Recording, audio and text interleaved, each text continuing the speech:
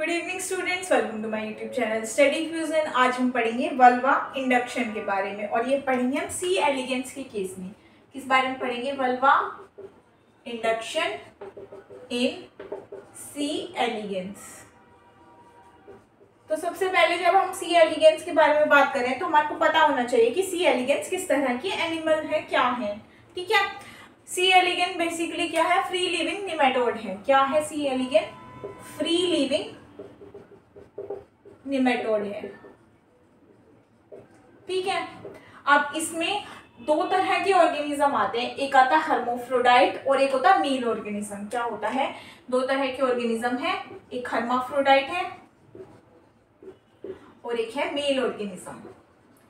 तो जो हर्माफ्रोडाइट है वो क्या होता है कि मेल और फीमेल दोनों पार्ट्स साथ साथ में प्रेजेंट है। एक ही ऑर्गेनिज्म में मेल पार्ट भी प्रेजेंट है, फीमेल पार्ट भी प्रेजेंट है। जब हम सी एलिगेंस की बात करते हैं तो जब अर्ली डेवलपमेंट होती है तो जो मेल वाला पार्ट है वो डेवलप करता है और लेटर स्टेजेस में जो फीमेल वाला पार्ट है वो डेवलप करता है। मेल में क्या है कि सिर्फ मेल है। अच्छा, जब ऐसी कंडीशन होती है जिसको हम बोलते हैं कि मेल और फीमेल ऐसे मिल रहा है कि एक तरह हर्माफ्रोडाइट मिल रहा है और मेल साथ में जब एग्जिस्ट कर रहे हैं, हर्माफ्रोडाइट भी और मेल भी किसी एक स्पीसीज के, तो उसको हम क्या बोलते हैं? एंड्रोडायोसी बोलते हैं। क्या बोलते हैं? एंड्रोडायोसी। ठीक है, एंड्रोडायोसी क्या है कि हर्माफ्रोडाइट ऑर्गेनिजम्स और मेल ऑर्गेनिज्म एक ही स्पीसीज के मिल रहे हैं। ठीक है, तो इसमें क्या हो सकता है? सेल्फ फर्टिलाइजेशन भी हो सकती है। सेल्फ फर्टिलाइजेशन कैसे होगी कि स्पर्म जो है वो रोल डाउन कर जाएंगे, एग तक फ्यूजन हो जाएगी, इंटरनल फर्टिलाइजेशन है ना। और क्रॉस फर्टिलाइजेशन भी हो सकती है कि जो स्पर्म है दूसरे मेल ऑर्गेनिज्म के वो हर्माफ्रोडाइट में एंटर करें और वहां पे क्या हो जाए? फ्यूजन हो जाए गैमेट्स का, है ना। तो सेल्फ फर्टिलाइजेशन भी हो सकती है, क्रॉस फर्टिलाइजेशन भी हो सकती है। ये मैं आपको बता चुकी हूँ कि मेल पार्ट पहले डेवलप करता है। तो देखो हमने करना क्या क्या है इसमें। अच्छा, जो सी एलिगेंस है ना वो अप्रोक्स 1090 सेल्स का बना हुआ होता है और जो उसका वल्वा है वो 22 सेल्स का बनता है। ठीक है, तो सबसे पहले क्या है कि अर्ली डेवलपमेंट में मेल पार्ट डेवलप हो रहा है। मेल पार्ट जब डेवलप होगा तो क्या रिलीज करेगा? स्पर्म बनाएगा। अब मेरे को ये बताओ कि स्पर्म तो बन रहे हैं लेकिन क्या ओवा है यहाँ पे? मैच्योर है? अभी नहीं है। तो स्पर्म है वो स्टोर हो जाएंगे, किसमें स्टोर हो जाएंगे? स्पर्माथिका में। स्पर्माथिका में स्टोर हो जाएंगे। ठीक है, और लेटर डेवलपमेंट में क्या होगा कि फीमेल पार्ट डेवलप होगा और वो क्या बनाएगी? ओवम बनाएगी। ठीक है ना। वो क्या रहा है कि मेल पार्ट डेवलप हो गया है, मेल पार्ट डेवलप हुआ तो स्पर्म रिलीज हो गए। अब स्पर्म रिलीज तो हो गए लेकिन स्पर्म क्या अभी फर्टिलाइज कर पाएंगे? किसको फर्टिलाइज करेंगे भाई? ओवा तो है नहीं, है ना। तो स्पर्म क्या हो जाएंगे? स्टोर हो जाएंगे स्पर्माथिका में और फिर बाद में किसके डेवलपमेंट होगी? लेटर ओवम की डेवलपमेंट होगी। ठीक है। अच्छा, सी एलिगेंस 109 सेल का बनता है, ये भी मैंने आपको बता दिया। वल्वा जो है वो 22 सेल्स का बनता है, ये भी मैंने आपको बता दिया। तो जब लार्वल स्टेज में होता है ना ये सी एलिगेंस, तो देखो क्या होता है।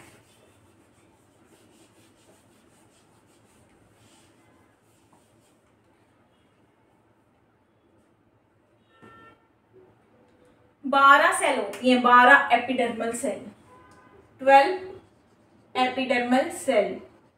12 एपिडर्मल सेल में से 6 सेल जो है वो फ्यूज कर जाती हैं। किसके साथ फ्यूज कर जाती है?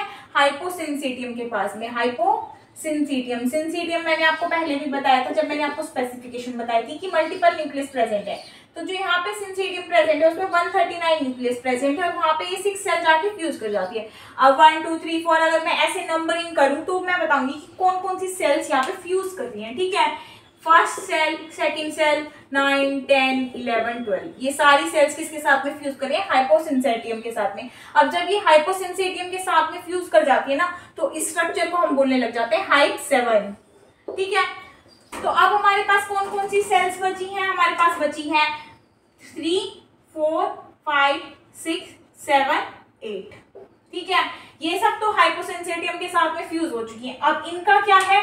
ये सारी अलाइन हो जाती है एंकर सेल के सामने। एंकर सेल जो है वो गोनेड से अटैच है। मान लो कि ये एंकर सेल, ये गोनेड्स है और यहाँ पे एंकर सेल है, ये एंकर सेल अटैच है। ठीक है, क्या है ये? Anchor cell.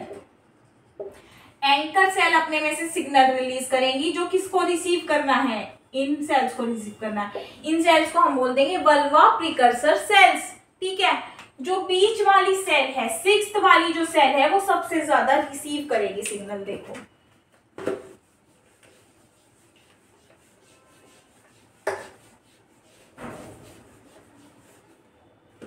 इसका स्ट्रक्चर कुछ कुछ ऐसे होता है। ये गोनेड है, यहाँ पे एपीसी एंकर प्रिकर्सर सेल है। ठीक है, और यहाँ पे क्या है, वल्वा प्रिकर्सर सेल है, ये है P6P।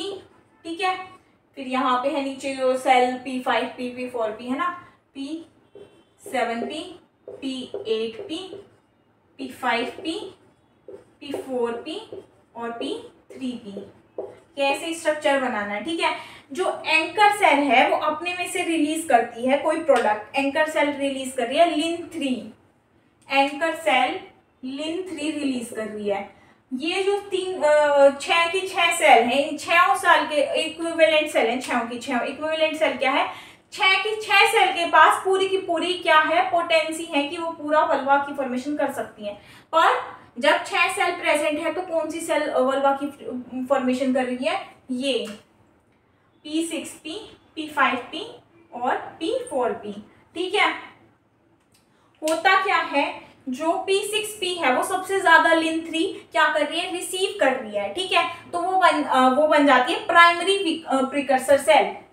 P6P क्या है, प्राइमरी वल्वा प्रिकर्सर सेल। और P6P के इधर वाली और इधर वाली, यानी कि ये थोड़ा सा गलत हो गया, यानी कि P5P और P7P बन जाते हैं सेकेंडरी वल्वा प्रिकर्सर सेल। क्यों, क्योंकि सबसे ज्यादा लिन3 कर रहा है, उसके बाद यही दोनों कर रही है। उसके बाद कौन कर रहा है, P8P P4P और P3P। इसको हम बोल देते हैं टर्शरी वल्वा प्रिकर्सर सेल।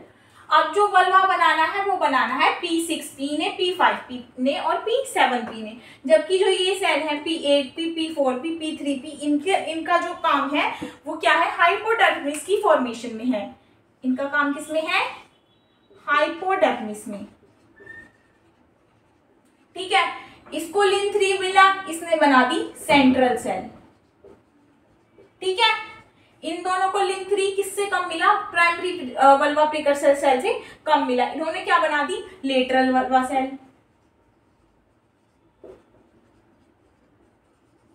ठीक है, अच्छा, यहाँ कई तरह के क्वेश्चन आते हैं, पहले उनको डिस्कस कर लेते हैं। अगर मैं कहूँ कि मैंने एंकर सेलिंग, अगर मैं कहूँ कि मैंने गोनेड को डिस्ट्रॉय कर दिया तो क्या फॉर्मेशन होगी वल्वा की, बिल्कुल होगी। क्यों, गोनेड के अंदर थोड़ी है, उससे अटैच ही तो है एंकर प्रिकर्सर सेल, सिग्नल मिलेगा और बाकी सारे सेल्स हैं वो कर देंगे फॉर्मेशन। ठीक है, अब मैं कह दूं कि मैंने यहाँ से P6P को ही हटा दिया तो क्या वल्वा प्रिकर्सर की फॉर्मेशन होगी वल्वा की, बिल्कुल होगी। क्यों, क्योंकि मैंने शुरू में ही आपको बताया था कि सारी सेल इक्वली पोटेंट है क्या बनाने के लिए, वल्वा बनाने के लिए। बस क्या है, पोजीशन जो है वो वल्वा की शिफ्ट हो जाएगी।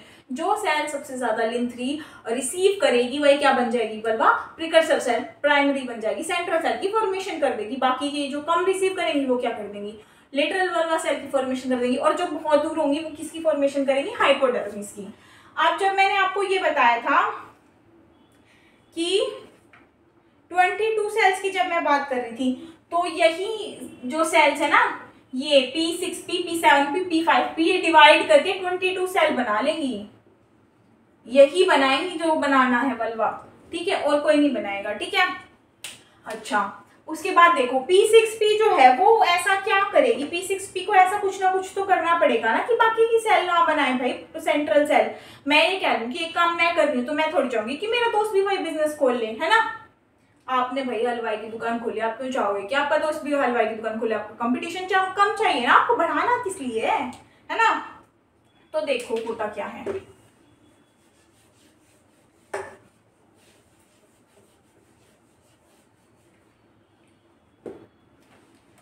जो लिन3 किसने रिलीज किया था, एंकर प्रिकर्सर सेल ने जो लिन3 रिलीज किया था वो एक्ट करेगा एज अ लिगेंड, और इन सब के पास है LAT23 रिसेप्टर। ठीक है, क्या है, LAT23 रिसेप्टर है। ठीक है। और ये P6P की बात कर रही हूँ मैं। P6P क्या करती है, लिन उसको एक्टिवेट करा देती है, लिन 31 को एक्टिवेट करा देती है।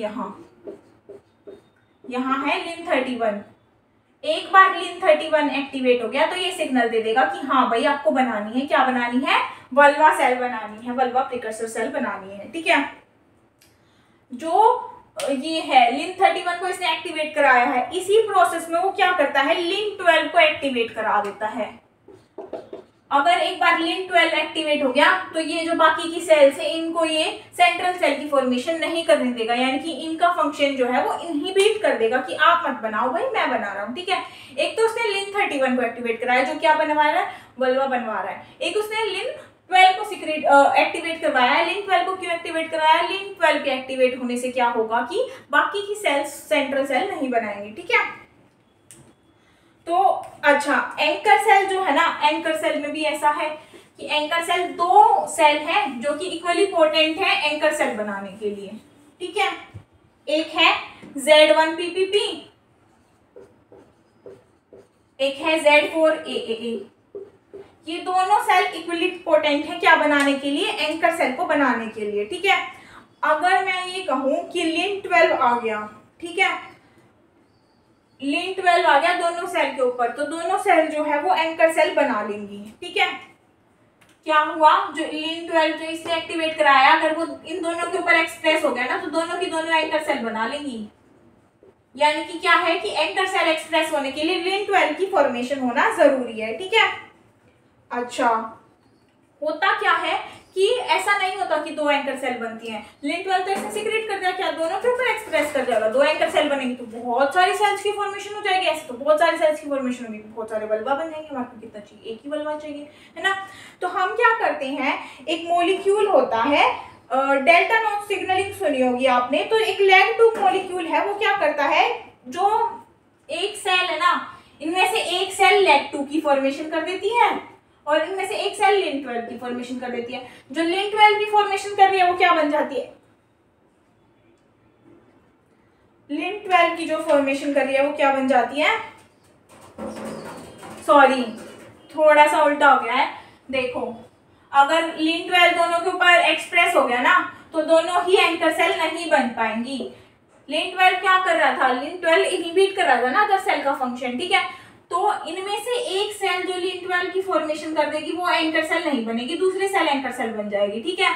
और क्या होता है कि दूसरी सेल जो है वो रिलीज कर देती है Lg2 मॉलिक्यूल करके, जिसने Lg2 मॉलिक्यूल सिक्रीट कर दिया वो क्या बन गई, एंकर सेल बन गई। जिसने लिन 12 एक्सप्रेस कर दिया वो क्या होगी, वो एंकर सेल नहीं बनेगी, वो क्या बन जाएगी, यूट्राइन प्रिकर्सर सेल बन जाएगी। ठीक है। तो मैं ये कह रही हूँ कि एक तो लिन 12 सिक्रेट हो रहा है जो दूसरों के फंक्शन को इनहिबिट कर रहा है, एक सिक्रेट हो रहा है लिन 31। लिन 31 तो कह रहा है भाई वल्वा बनाओ, लिन 12 दूसरी सेल के ऊपर एक्सप्रेस हो रहा है और कह रहा है कि वल्वा तो दूसरी सेल ही बनाएगी, तुमको मैं कुछ नहीं करने दूंगा। ठीक है। तो जहां लिन 12 एक्सप्रेस हो जाएगा वहां पे ना एंकर सेल बनेगी ना कुछ और बनेगा। ठीक है। दूसरी सेल ने लैग 2 बना दिया, वहां पे लिन 12 एक्सप्रेस नहीं हो पा रहा, तो लिन 12 एक्सप्रेस नहीं हो पाया तो क्या होगी, एंकर सेल बन गई। एंकर सेल बनेगी तो क्या करेगी, पैराक्राइन सिग्नलिंग करेगी, पैराक्राइन फैक्टर्स रिलीज करेगी, क्या करेगी, लिन 3 की फॉर्मेशन कर रही थी ना।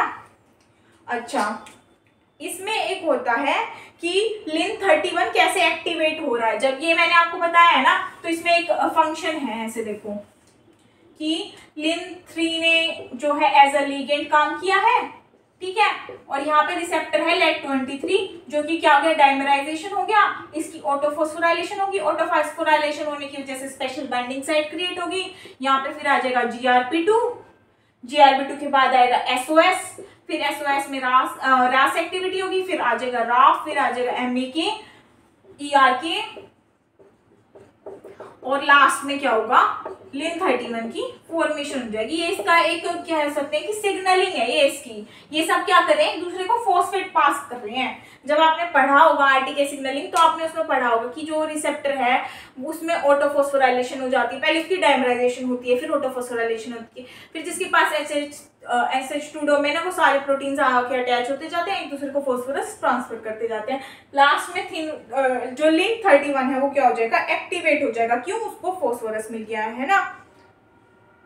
अच्छा, ये भी मैंने आपको बता दिया कि जो लिन 12 है उसकी फॉर्मेशन होगी, तो लिन 12 की फॉर्मेशन होने की वजह से क्या होगा कि दूसरी सेल्स जो P5 है, P5P है, P7P है, वो नहीं बना पाएगी, सेंट्रल सेल नहीं बना पाएगी, ठीक है।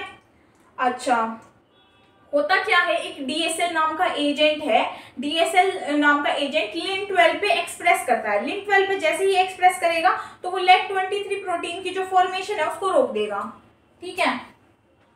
क्या बता रही हूं मैं, सेकेंडरी वल्वा प्रिकर्सर सेल जो है P5P जो है, P7P जो है, उस पे कैसे नहीं बन रहा, उस पे क्या हो रहा है, लिन 12 एक्सप्रेस हो रहा है। अगर लिन 12 कहीं एक्सप्रेस हो रहा है ना, तो पता है क्या होता है कि DSL मॉलिक्यूल उसके साथ में इंटरेक्ट करता है और उसकी वजह से क्या होता है कि वो ब्लॉक कर देता है mRNA जो है LEG23 की फॉर्मेशन। LEG23 की फॉर्मेशन ही नहीं होगी तो रिसेप्टर नहीं होगा, रिसेप्टर नहीं होगा तो क्या नहीं होगा, फॉर्मेशन नहीं हो पाएगी किसकी, लिन 3 को वो एक्सेप्ट नहीं कर पाएगा, फॉर्मेशन नहीं हो पाएगी किसकी, वल्वा सेल की, सेंट्रल सेल की, ठीक है। मेनली इसमें क्या है, एक एंकर सेल है जो क्या कर रही है, फंक्शन कर रही है, अपना लिन 3 सिक्रीट कर रही है। जिसको लिन 3 मिल गया, P6P को मिलता है, मेनली P6P क्या करेगी, सेंट्रल सेल की फॉर्मेशन कर देगी। अब P6P से इधर कौन सी सेल है, P7P है, और इधर कौन सी है, P5P है, तो क्या बना देगी, सेकेंडरी वल्वा प्रिकर्सर सेल, यानी कि लेटरल वल्वा सेल्स की फॉर्मेशन कर देगी। सिर्फ जो P6P है, P5P है और P7P है वो वल्वा की फॉर्मेशन करेंगे। बाकी की सेल्स किसकी फॉर्मेशन कर रही थी, हाइपोडर्मिस की फॉर्मेशन कर रही थी, है ना। और वल्वा में मैंने आपको कितना बताया था, 22 सेल्स। तो जो P6P है, P5P है, वही डिवाइड करके 22 सेल्स बना रही है जब भी वल्वा की फॉर्मेशन हो रही है, ठीक है। अच्छा, जो लिन 12 है वो क्या कर रहा था, सबका फंक्शन रोक रहा था, किसी को काम नहीं करना, बस जो सेंट्रल सेल है, प्राइमरी वल्वा प्रिकर्सर सेल है, वही सेंट्रल सेल की फॉर्मेशन करेगी, ठीक है, ऐसा कर रहा था। और कैसे, मैंने आपको ये भी बता दिया लिन 31 कैसे कैसे एक्टिवेट हो रहा है। वल्वा इंडक्शन में इतना ही था, मिलते हैं नेक्स्ट क्लास में, बाय बाय।